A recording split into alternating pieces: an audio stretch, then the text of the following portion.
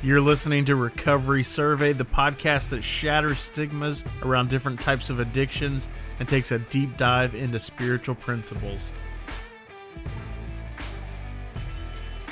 I find a lot of wisdom that comes from your show. You interview different people, and I know you just do an overall good job, and you're a blessing to recovery in general. So I want to make that very clear for the record that I love the movement that you have, what you're doing. You're saving lives, and you're educating and informing people. And I think that's important. I want to thank my friends at Recovery Survey for giving me the opportunity to talk to them about my recovery journey. Thank you for having me on the new podcast that you just developed, which is unbelievable, Recovery Survey Podcast. I really appreciate what you're doing and been doing and continue doing.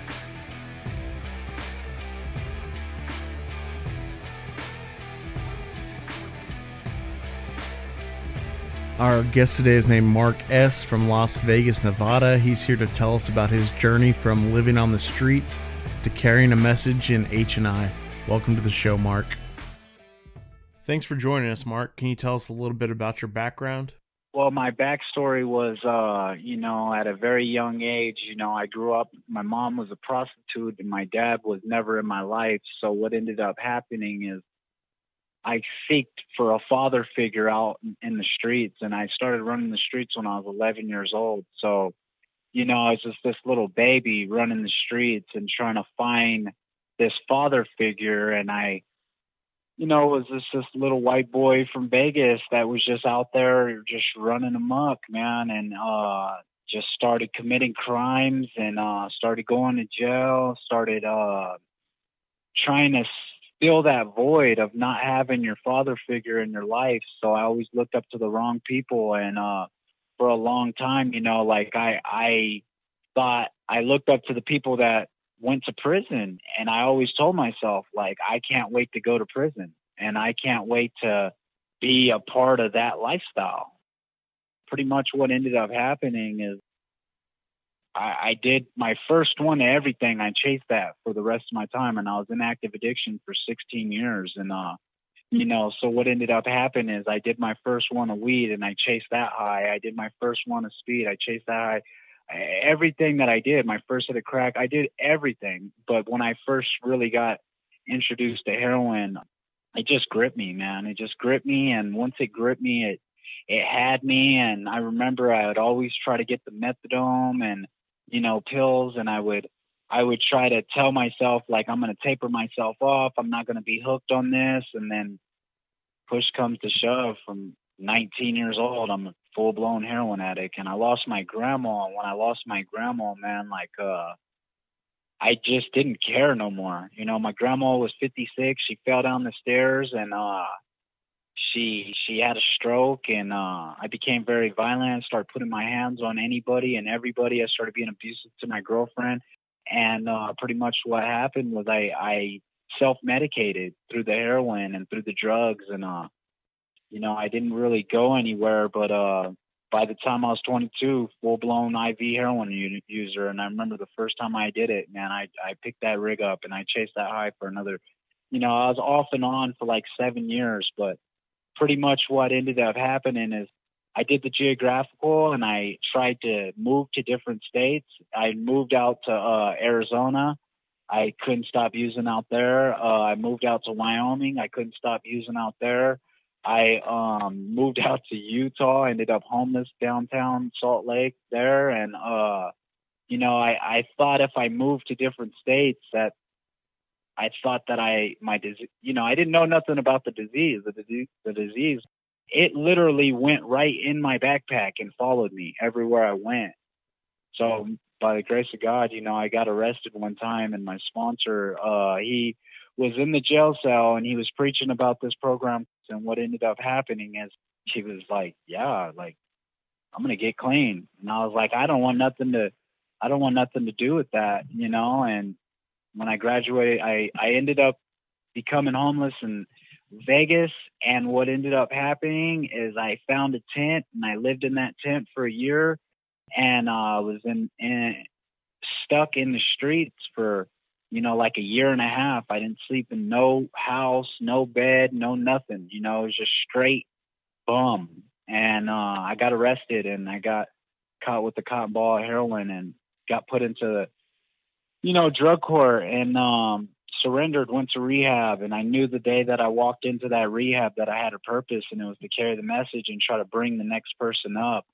I remember I heard the first powerful testimony that I ever heard, and I told myself right then and there that I have one of those. But if I didn't stay clean, and if I didn't put one foot in front of the other, and if I didn't do the 12 steps, and if I didn't try to reach out and help somebody else, that I wasn't going to make it. So that's what I did. I just carried the message, and I got my feet wet. And I remember when I first got into service with carrying the message, I knew that if I do this with this little bit of time, I could touch more people, because when I first get clean, if you have multiple years of recovery, I tune you off.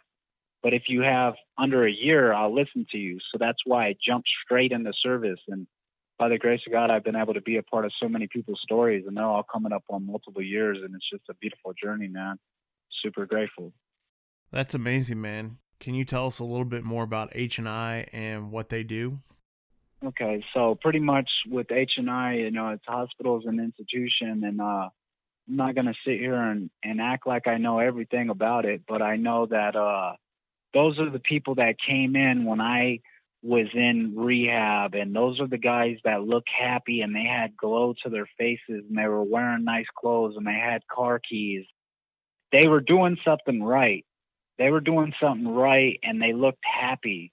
And what ended up happening was where I come from, if you're wearing clean socks is what attracted me to the H&I when I first was in rehab. I'm looking at these guys, and I wouldn't look at nothing they're wearing. I didn't care about nothing, but I would always look straight at their shoes. And I'd look, and I'd see like clean white socks, and I'd be like, it would strip me out, because where I come from, we don't wear clean socks. We don't wear clean socks. We don't wear clean boxers. That's one of the hardest things to get when you're out there on the street corners. So every time that I would look at all these people's clean socks, it would go in my brain. I'd be like, dang, like, how are these guys wearing clean socks? I sat back and I listened, man, and I listened to the story, and I didn't judge the messenger, because what I learned in H&I is I could learn from somebody that my head will tell me not to listen to this person, because I already will judge them before I even see them open their mouth. And what ended up happening is I have to close my eyes, and I have to listen, and I have to listen for the message. I have to realize, that I don't know nothing, because that's why I'm in rehab. So when you get to be on the other side of the chairs, and you get to be the one bringing in the message, everybody has their own purpose and their own position in the program. This is what I feel like. And I feel like the program has messengers. The program has people that are meant to do the conventions. There's people that are meant to be trusted servants. But the thing that I found in my life that I knew that was for me was I was a messenger.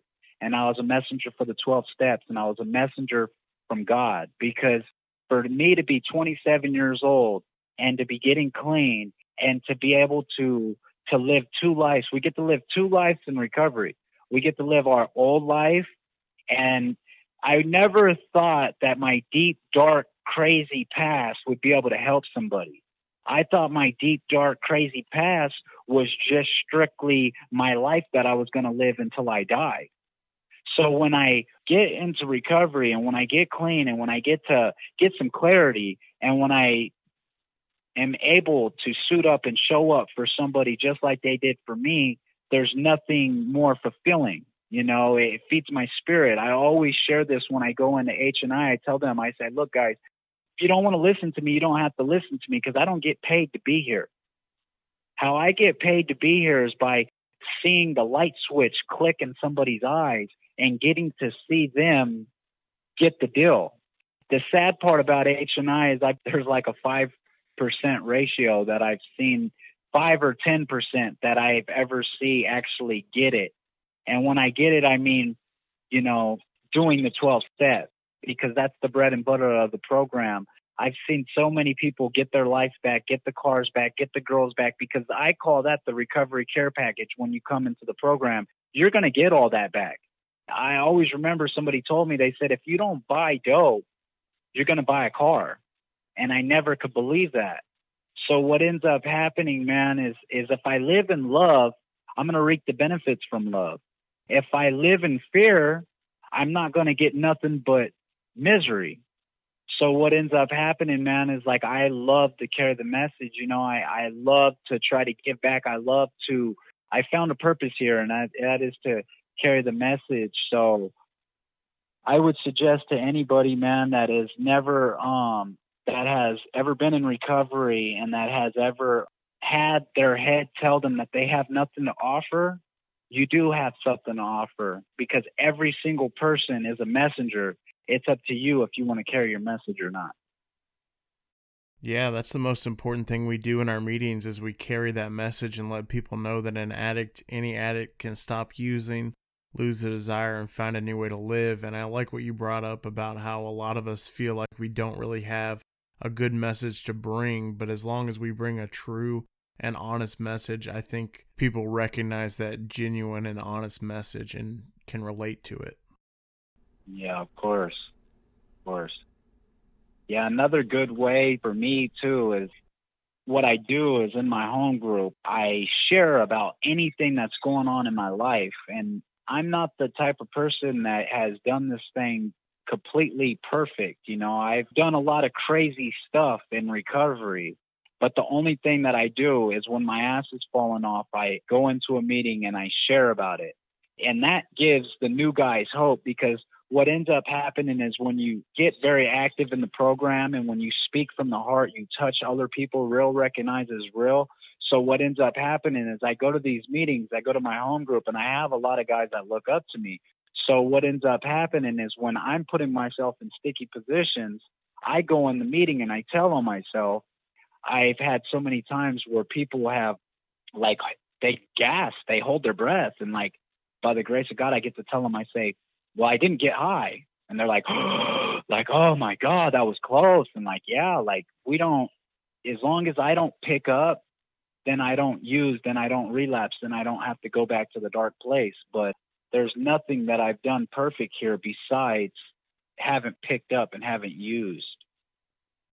I agree. I think it's really important that we share both the good and bad times in our recovery so that the new people coming in see that there's going to be some difficult times, but we can get through those and we don't have to pick up. Yeah, of course. I always like to fantasize about the bad times, because if I fantasize about the good times, I will go back to what my disease will tell me it was a good time. Well, let's go back to it. When I share my message, it's always about the bad, because I have to remind myself all the time about the pain that I went through to get to the program. I can't fantasize about the good times, because there was a very lot of good times. I had some of the best times of my life loaded. If I didn't have good times loaded, why did I stay in it for 16 years? Why did I chase the first one for 16 years, you know? So I'm not one of those type of people that say my worst day clean is better than my best day loaded. The best day loaded was one of the highlights of my life. One of my best days loaded was one of the best days of my whole life that I've ever lived. But what ended up happening is the pain that I had to go through. It hurt so bad that I had no other place to run to but to go to a 12-step program. Yeah, absolutely, man. I'm right there with you. When I found the rooms, I was at the end of the road and I didn't know what else to try. Yeah, well, what ended up happening to me is I didn't have any veins left. You know, like a lot of people say, oh, the drugs weren't working. Well, guess what? Every time I did a shot or every time I got high, I got loaded, and the drugs worked very well. It wasn't until I didn't have a vein to strike no more. That is when, you know, I always share that in my message. I always say, you know, like, I came here because I didn't have veins that were working anymore. Because if I had veins that were working, I would still be out there. That's real. There's nothing to sugarcoat about it. You know, I love to get high, but when I came into recovery, I never knew that I could live life without getting high. I didn't know no other way. I thought rehab was something that you see off movies and see on commercials and stuff. How are you going to help a hope to die dope fiend like myself? I didn't know no other way. So, you know, it's just crazy how life gets so good. And I do like what you said about we need to share the good and we need to share the bad, you know, because if I share the good, it's going to turn off the newcomer. And that's not what I want to do. You know, I don't want to turn off the newcomer. I go for the people that other people gave up on, because that's just how my program works. You know, we don't kick our wounded. We don't give up on each other here. That's beautiful, man. There's hope in the rooms for everyone. It's just real. It's just real when you really speak from the heart. You know, I can't take credit for anything that's coming out of my mouth today, because everything that came out of my mouth before I came to recovery was bullshit. It was just BS. It was just a lie. It was just any way to get my next one. You know, I'm going to tell you anything you want to hear so I can get my next one. So we come into the program and you get to live some spiritual tours. You get some freedom from the 12 steps. You get to live a different life. You get to love the person that you are in the mirror. I remember I was homeless downtown Salt Lake. I was 23 years old. I was like 24 years old. And I'm homeless, living in this homeless shelter. And I'm sitting there. I got drugs on me, whatever. And I'm sitting there and I'm brushing my teeth in a homeless shelter. And I'm like, I couldn't even look at the person in the other side of the mirror, because I'm like, how did it get this bad? I almost lost my left eye because of MRSA. I almost lost my left hip. I've woke up so many times in drug overdoses and hospitals. You know, I'd wake up from a drug overdose in a hospital and they'd tell me stuff like, "You're lucky to be alive." And I would just be like, I got to get out of here. And that's the beautiful thing about it, man, is like, I knew, like I said, man, that the stuff that I went through, when I tell people, they still can't believe it. They're just like, man, and you're only, you know, and they'd always tell me, like, you're young still, man. You still have your whole life ahead of you. I just can't believe that you went through what you went through. It's just a miracle, you know. It's just a miracle to make it out of what I made it through, man. Las Vegas is not a joke. It's a town that is meant to tear you down, you know, like it's not no fun playground out here. You know, it's the party capital. We don't stop 24/7, 365. Our town is pumping, juicing, and going. We're stopping now, but we're only stopping because of this. But once we open back up, we're going to pick up right where we left off. You know, it's just like if I use, I'm going to pick up right where I left off. My street corner is right there. My neighborhood's right there. My mom's living in the desert. She's just waiting for me to come back. You know, but I got to lead by example. It's attraction, not promotion. And we got to keep putting one foot in front of the other. And we have to try to give back what was so freely given to us, man. And they say grateful addicts don't use. And we got to live by that, man, because that fear, and living in defect, you know, will wrap us up. And next thing you know, we get what we get, man. And, you know, I just suggest everybody, man, do 90 meetings in 90 days. If you don't like what we got to offer, your misery will be refunded, because I tell you what, they're out there. They're not going to stop using. I tell you that. So we just got to be grateful that we're on this side of the grass, and it's a lot greener on this side of the grass. I'm truly grateful for the opportunity to get to share this with you, man, because this program saved my life. 12 steps saved my life. I'm grateful. I'm very, very, very grateful. Thank you so much for sharing your story with us and letting us know a little bit more about H&I. Thank you, bro. Where can people find you? Okay, you can follow me on IG at LIT1 and then HUNDRED. And then you could add me on Facebook. I'm available to anyone. My name is Mark E. Sansoucie, SANSOUCIE. Any newcomers or anybody needs any advice about recovery or trying to get help, I'm always available. I'm also a music artist. I rap about my pain and what the struggle was like for me to get here. So give me a follow and give me a friend request. It'll be an honor to be a part of your journey and you be a part of mine. Thank you again, Mark, for sharing with us. I really appreciate it. Thank you so much. It's such an honor.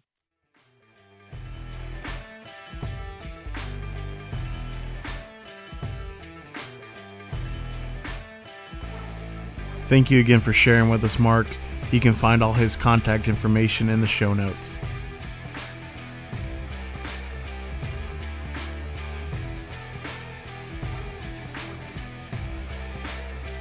You've been listening to Recovery Survey. If you got anything out of today's episode, I'd ask you to please leave us a 5-star review and share this episode with a friend. If you'd like to get in contact with us, you can find us at recoverysurvey.com. You can listen to all of our episodes on the website as well as connect with us on social media where you can get previews for upcoming episodes.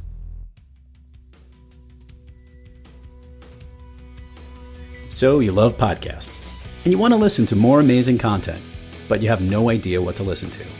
And your friends keep telling you about great episodes, yet you can never remember what they told you. Well, here's the answer. Good Pods. It's the social app dedicated to podcasts where your friends, podcast listeners, and favorite podcast hosts all come together to share on their feeds what they recommend and what they listen to. You can connect to others, bookmark episodes, start a conversation about the episode, connect to the hosts, and most importantly, listen to great podcasts right in the Good Pods app. Download Good Pods wherever you get your apps and start sharing with a community that loves to listen. Good Pods. It's where to connect and listen.